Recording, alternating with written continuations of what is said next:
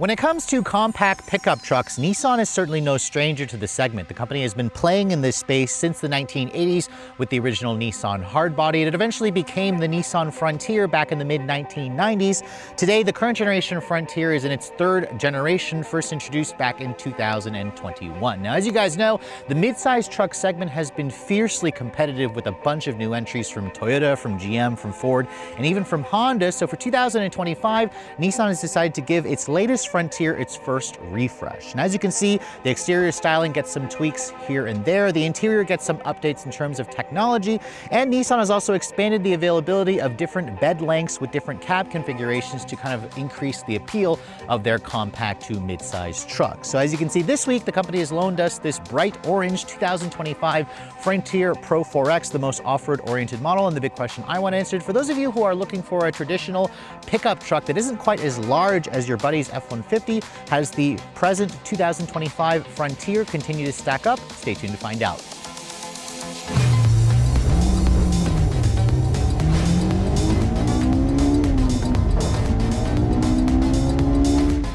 Now, before we start talking about the minor exterior styling changes that Nissan has made, I thought I'd pop the hood and remind you guys what's powering this thing. Now, unlike some of its rivals, where a lot of the competitors have gone to turbocharged 4 cylinders, Nissan is one of the few auto manufacturers that still offers this thing with one engine, a naturally aspirated 3.8 liter V6. Now, if you guys prefer a traditional naturally aspirated V6, you're gonna like what you see underneath the hood here. In fact, Nissan first introduced this new engine back in 2020 in the previous second generation Frontier, and it's still a great engine. It's the company's 3.8 liter double overhead cam, direct injection VQ series V6. So again, it is part of the VQ series engine family. Power outputs are unchanged. You still have 310 horsepower and 281 foot-pounds of torque. All that power flows through a 9-speed automatic transmission, and you can take your pick between either rear-wheel drive or the company's part-time 4-wheel drive system with a low-range transfer case. The Pro-4X also includes a locking rear differential to help you get unstuck in those more serious off-road conditions. Now, the Pro-4X does lower the fuel efficiency a little bit. This truck is rated at 16 in the city, 20 on the highway. That's on regular gas. It has a 21.1 gallon fuel tank. You're looking at just under 400 miles of range on a full tank. Now, the company doesn't quote a 0 to 60 time. The last one that we tested about 3 years ago did it in around 6.65 seconds. So that's pretty impressive considering the size and weight of this vehicle. Payload capacity of this model is around 1,600 pounds, and maximum towing for this version here is just over 6,800 pounds. I believe the max towing you could find on a certain trim of the Frontier is around 7,100 pounds. So not the best in the class, but also pretty class competitive as well. As this truck sits, it weighs in at around 4,700 pounds, and it has a top speed of around 113 miles an hour. Now let's go ahead and close up the hood here and talk about the exterior styling updates. Now, when Nissan first introduced the all-new third-generation Frontier in 2022, I was actually a big fan of the design. So for 2025, you can see there are some slight tweaks to the sheet metal. This Pro-4X trim that I'm showing you is painted in a new color called Afterburn Orange. It's an extra $425. It looks a little bit reddish at times, but when you look at it in certain lights and in certain angles, it definitely shows you an orange hue. The Pro-4X includes a updated front Nissan grille, which now includes these kind of like silver accents, these silver nostrils at the top of the grille with the kind of lava red accented orange Nissan logo. With the new Nissan logo, it's got that front camera system, part of their around view monitoring system that my test truck has with a convenience package. And then you can see the full LED headlights that you see here are standard on the Pro-4 or the Pro-X up trims and up. So if you guys go for a base S or SV, you'll have halogens, but these LED reflectors certainly look a lot more modern. It has LED daytime running lights, LED turn signals, LED low and high beams. There's these new kind of individual amber LEDs in the actual corner of the lights. And then down here you can see there are some LED fog lights along with a fake little vent over here. The front grille area has been enlarged. You have some functional air intake openings, and you also have recovery orange tow hooks with the Pro-4X, along with an actual functional skid plate underneath to kind of help you again with off-road situations. This trim in general is essentially Nissan's answer to Toyota's TRD Pro or the Ford Ranger's FX4 off-road package. It's not quite as off-road capable as like a Raptor or a TRD Pro, but it certainly gives the Frontier a much more aggressive and masculine design to it. Now, moving around the side profile, you can see my test truck is a crew cab cab configuration. The Pro-4X only comes as a crew cab with your choice of either a 5-foot bed or a longer 6-foot bed. My test car is the 5-foot bed, so the shorter bed. It has a 126-inch long wheelbase with a 210-inch long overall length. Now keep in mind the longer bed is basically a foot longer. The wheels, as you can see, these are the standard 17-inch wheels that you get with the Pro-4X trim. There's an optional beadlock style wheel that's around $1,000 extra. You have an 11.7-inch rotor at the front. Same thing at the back. 4-wheel disc brakes. This truck also gets optional or included Bilstein shocks with the Pro-4X package. You have around 8.6 inches of ground clearance. So not that much ground clearance compared to some competitors, which offer a little over 11 inches of ground clearance on certain models. You can see the Pro-4X includes some unpainted wheel arch trim with the fender flares, which give it a much more aggressive design to it. And then over here, I'm surprised there's no additional badging. Most other truck competitors put like either fake vents or a Pro-4X badge. Here you can see the mirrors aren't even black painted. They would look better if they were black painted. They are folding, but not power folding. You have you have a camera underneath here, no integrated turn signal, which is surprising considering this one is the highest trim. My test car also includes a standard sunroof. That is part of that premium package that my test truck has. And then you can see, looking from this angle here, it has a very traditional truck shape to it with that 5-foot bed. I personally would consider spending the extra $500 for the 6-foot bed, which is a new option this year.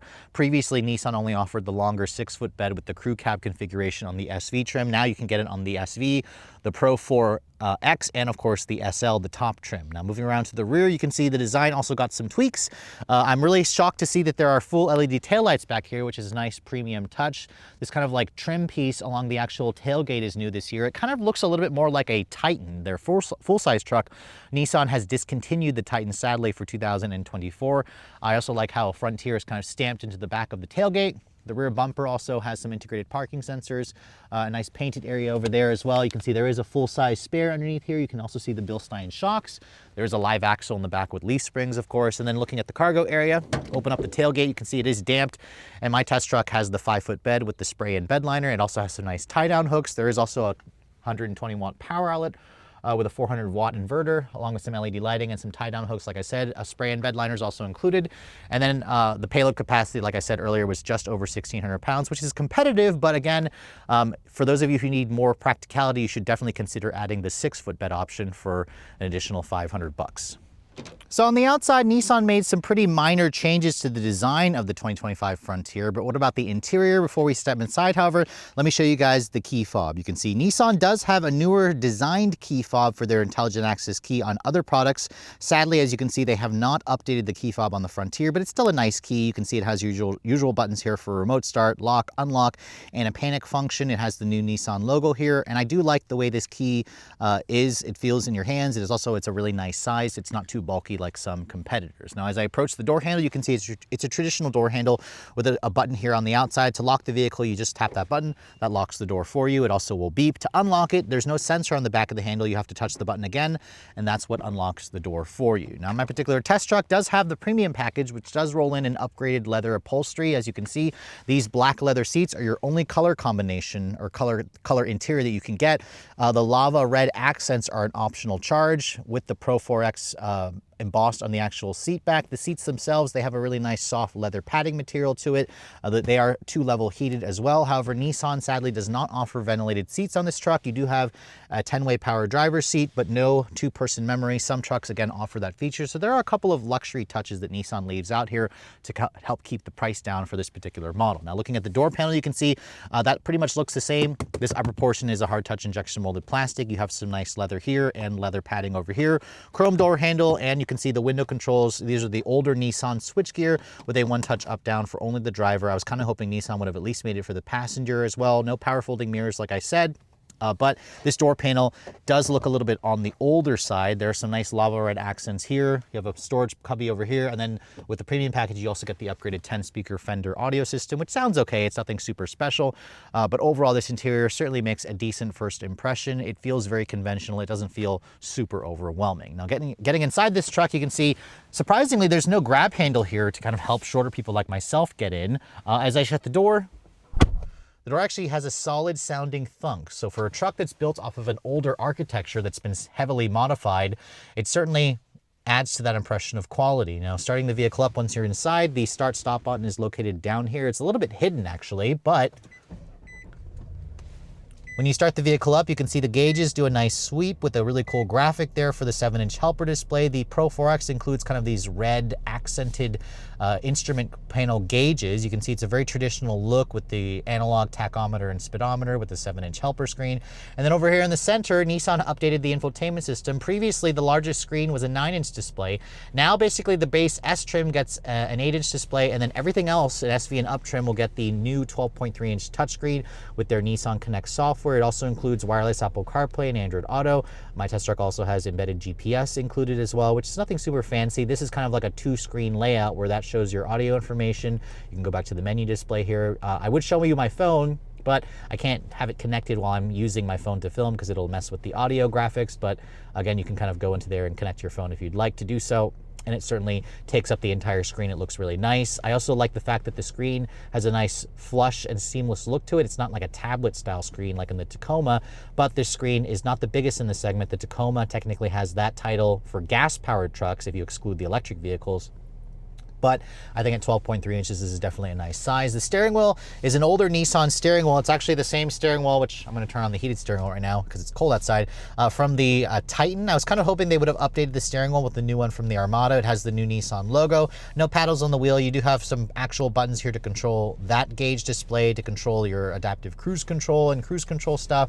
What's new this year, surprisingly, is the fact that Nissan has added, voila, a telescoping steering wheel. That was actually absent from the truck when it first came out, and it certainly helps improve the driving position of the vehicle. It's not the most adjustments here for a telescope steering wheel for reach, but it certainly is an improvement. No heads-up display, as you can see, but in terms of material quality, this upper portion of the dash is all hard-touch plastic, as you expect for a mid-sized truck. There's a nice little storage area here with a non-slip surface to put items up there. This area here is slightly padded with some faux stitching. It's slightly padded. Again, it tries to look like real leather, but it's not. And then you can see the dash was kind of updated to accommodate the larger 12.3-inch display. You have actual knobs there for your volume and your tuning. I like how Frontier is boldly spelled out in lava red here, along with your dual zone climate control.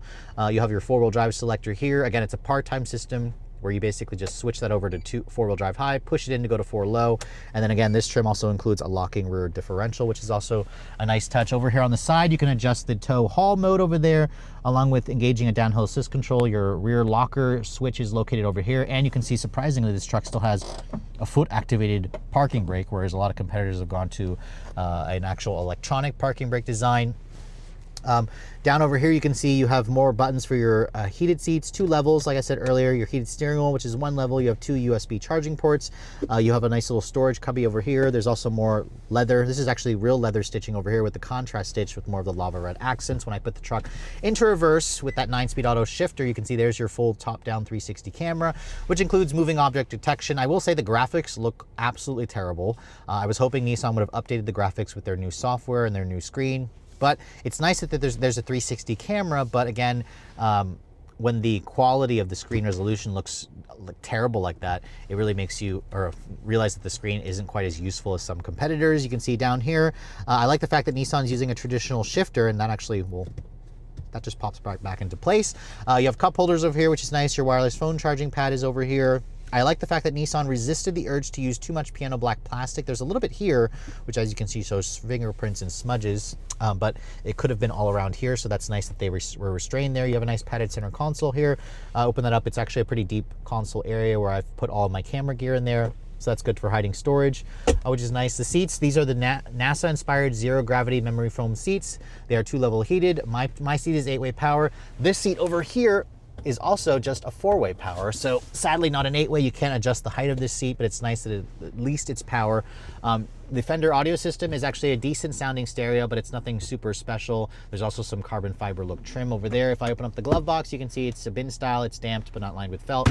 Offers additional storage, obviously, and you can see the rear view mirror is auto dimming, no digital camera rear view mirror. The map lights in here are LED at least. You have a woven material for the headliner, and the sunroof does tilt and open up to vent air, along with having a retractable manual shade. So overall, the interior quality is certainly average. Build quality is also average. Visibility is good. The tech in this truck is also average. There's a lot of things about this truck that are average, but I think that's definitely a good thing. You don't want it to be too overwhelming and complex like some competitors. So if you're looking for that, you're gonna really like the changes that Nissan has made to the interior of this truck. But let's go ahead and hop into the backseat area and show you guys what that space is like. Now, as you can see, with the 4 full-size doors, the Frontier is capable of being a family vehicle. Nissan says there's around 33.5 inches of legroom back here, which is fine. You will find about an inch or two more in some competitors. The Ridgeline has the biggest back seat in the segment in terms of gas-powered pickup trucks that are mid-size. The rear seat materials, you can see hard touch plastic here, leather here, which is nice, chrome accented door handle, more storage down here. And then the leather seats continue back here with the same contrast orange stitching. You can fold this seat down to reveal like your jack over there, along with additional storage. If you pull on this lever here, and then use my other hand, I can lift this up. You can see underneath here, there's also additional storage over here. However, that's the sub, I believe, for the Fender audio system. When I get back into the backseat area, there is a little handle here. And then once I get in, you can see the space back here isn't great. This is pretty much my driving position, but I do have decent legroom and foot space. The floor is not completely flat. You do have an actual household power outlet here along with 2 USB ports, but no rear seat air vents. And I also find that this seat, it's too upright. It's not really comfortable for me when I'm sitting here. I almost feel like I'm just kind of like sitting like super upright. There is a good solid 1.5 inches of additional headroom thanks to this little carve out here for where the sunroof is. This is actually an LED map light, which is nice. You can also open this up here. It's a manual slider, which is a nice touch. And if I fold this down here, you can see there's an armrest with 2 cup holders. So overall, the rear seat space, while it's not the best in the segment, it's certainly better than the new Tacoma. If you guys want more space, you're gonna wanna look at a full-size pickup truck.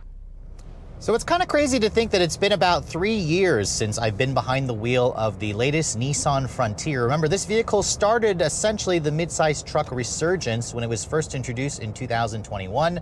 The previous generation Frontier was literally one of the oldest running new vehicles that you could buy, dating back to 2005. So obviously now that we have had a chance to test a lot of the competition, this kind of leaves the question, where does the Frontier sit in this midsize pickup truck space? Now for 2025, Nissan did give this truck a pretty significant refresh. However, the powertrain is roughly unchanged. We still have one of the few naturally aspirated V6 engines left in the segment. This and the Ridgeline are the only ones left.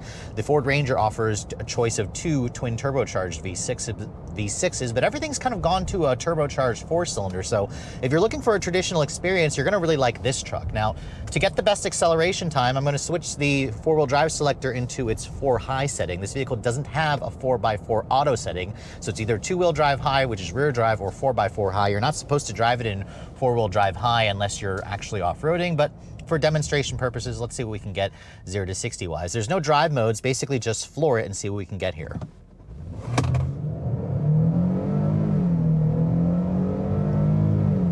Nice sound from that V6. 0 to 60 in 6.85 seconds there. 6.85 is actually not bad. That is pretty much close to the time that I got in the last Toyota Tacoma. I think the Tacoma with its 2.4-liter turbo and an SR5 trim, I got 6.9 seconds. In the TRD Pro with its hybrid max powertrain, I got 7.2 seconds. So that time is actually pretty darn respectable. And this V6, while it is a little bit noisy and thrashy at times, you do feel a good amount of vibration coming back through the steering wheel. It is a satisfying sound, especially if you guys don't like the way those turbocharged 4-cylinders sound. This 9-speed auto is also a pretty good transmission, really shifts quickly, and it also is a nicely smooth transmission. It really puts the engine in the sweet spot of its power band. Let's try another run here. This time I switched it to 2-wheel drive, however.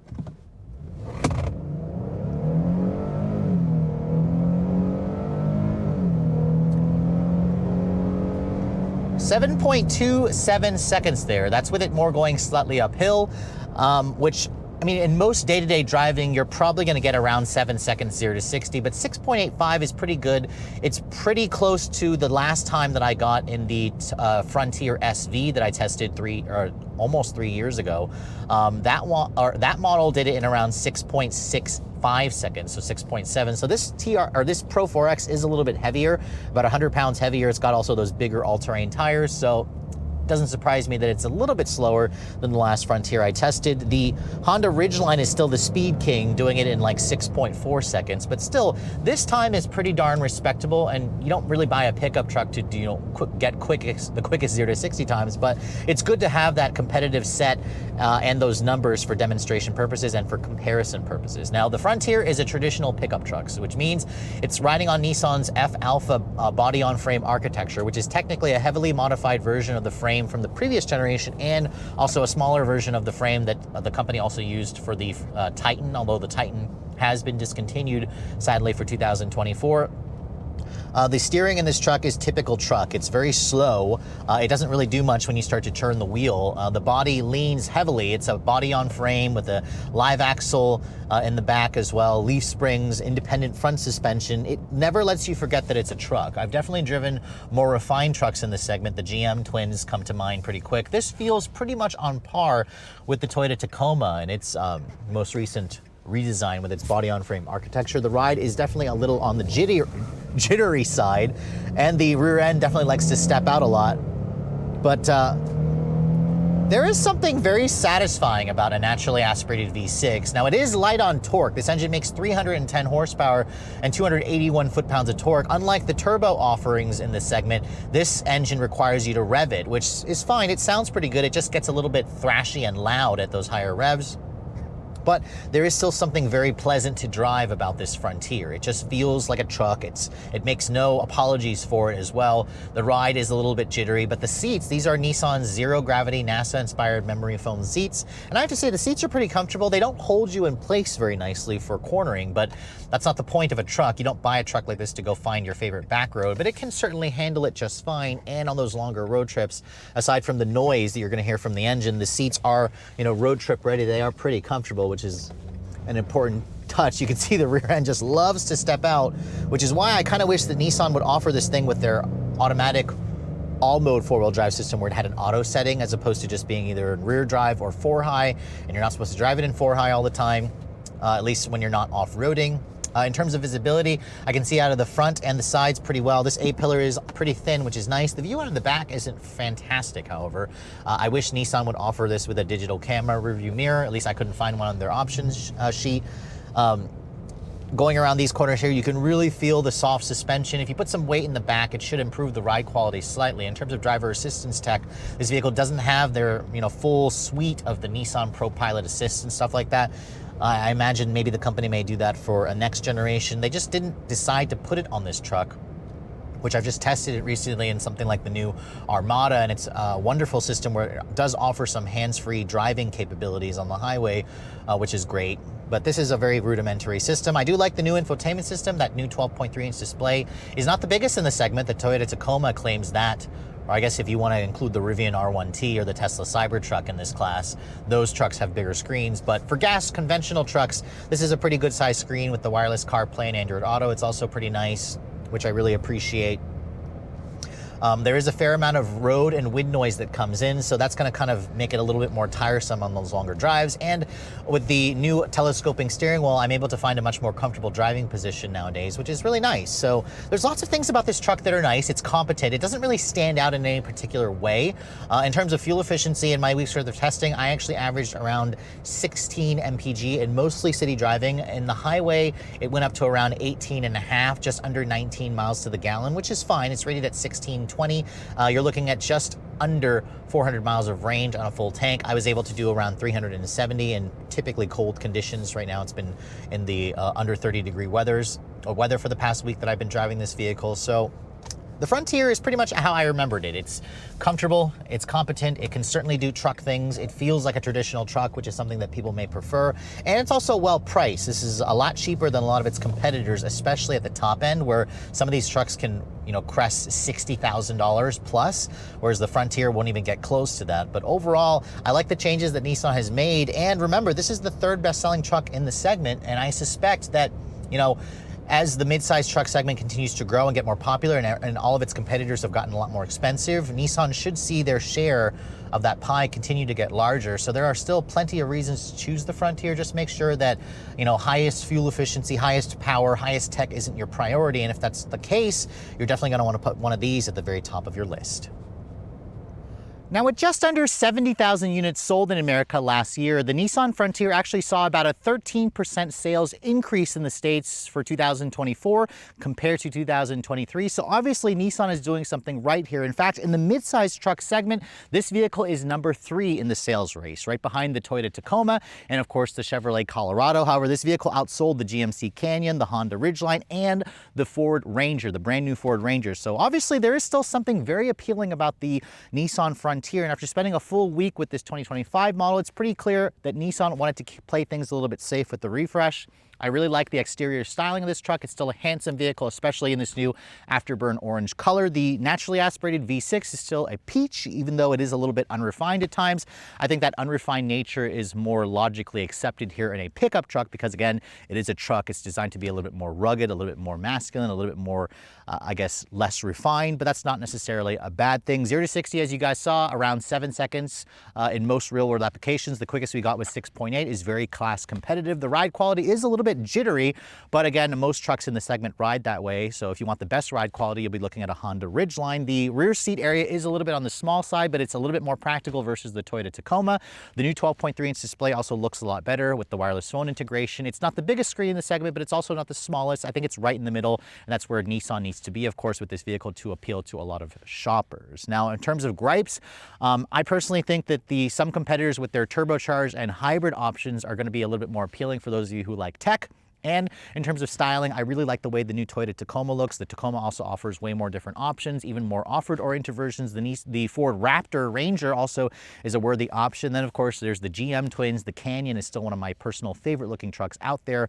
Although, again, some of those trucks can't quite match the competitors in terms of all-around usability. But the Frontier, I think, kind of smacks right in the middle, which is why it's continued to be a pretty good sales success for Nissan. If you guys are looking to put this truck in your driveway, base pricing starts at around $32 grand for the base S version. If you guys want four-wheel drive, it'll cost you around $3,000 extra. If you guys want the crew cab configuration, it's another $2,000 extra versus the base King Cab. The King Cab's kind of like an extended bed. The crew cab is the 4 full-size doors. If you guys want the Pro-4X, it'll cost you at least $41,000 for the Pro-4X. It's about $2 grand more expensive versus the Pro-X, which is technically a rear drive version, which looks exactly like this on the outside. Now, my particular test truck has a convenience package and a premium package, plus the upcharge for the paint, destination charge. You're looking at just over $50,000 fully loaded, which again is the most expensive way that you can get a Frontier. Now, I know $50,000 sounds like a lot, but keep in mind, I've tested variations of the Toyota Tacoma, like an SR5 trim, which is supposed to be a mid-trim